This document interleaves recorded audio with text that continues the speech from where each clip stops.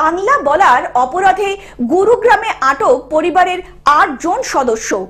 দক্ষিণ ২৪ পরগনা জেলার রায়দিঘির বিধানসভা মথুরাপুর ২ নম্বর ব্লকের তেঁতুলতলা এলাকার রমেশ হালদার ও তার ভাই সুকান্ত হালদার সংসারের অভাব অনটনের জানায় পরিবারের সকলকে মিলে পরিযায়ী শ্রমিকের কাজ করতে যান হরিয়ানার গুরুগ্রাম এলাকায় প্রায় ২ মাস আগে।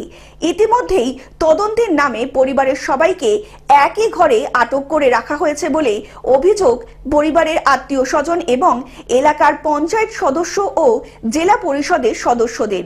এলাকাবাসী এবং আত্মীয় পরিজন এবং শাসক দলের নেতাদের দাবি আটকে পড়া ৭ জনেরই ভোটার কার্ড, আধার কার্ড, এমনকি ছেলে মেয়েদের জন্ম সার্টিফিকেট সমস্ত কিছু খতিয়ে দেখার পরেও তদন্তকারী অফিসাররা তাদেরকে কোথাও যাবার অনুমতি দেননি। সেখানেই আটকে রয়েছেন পরিবারের সকলেই। বাড়িতে ফেরার ইচ্ছে থাকলেও ফিরতে পাচ্ছেন না ওই ৮ জন পরিবারের সদস্য। ইতিমধ্যেই ৪ দিন অতিবাহিত হয়ে গিয়েছে। আদেও তাদের বাংলায় ফেরত পাঠানো হবে কিনা এখন সেই নিয়ে আশঙ্কায় রয়েছেন রমেশ হালদারের পরিবার। অন্যদিকে খবর জানার পরই ইতিমধ্যেই স্থানীয় সাংসদ, বিধায়ক সহ স্থানীয় প্রশাসনকে জানানো হয়েছে বলে দাবি রমেশের আত্মীয় এবং পঞ্চায়েত সদস্যদের। অন্যদিকে বিজেপির মথুরাপুর সাংগঠনিক জেলা সহসভাপতি সুনির্মল দাস বলেছেন, শাসক দল ২০২৬ বিধানসভা ভোটের আগে ভোট পেতে রীতিমতো নাটক শুরু করেছে। যে ঘটনাগুলো দেখানো হচ্ছে সেগুলো নাটক, সবই শাসক দলের পরিকল্পনা বলে দাবি করেছেন তিনি।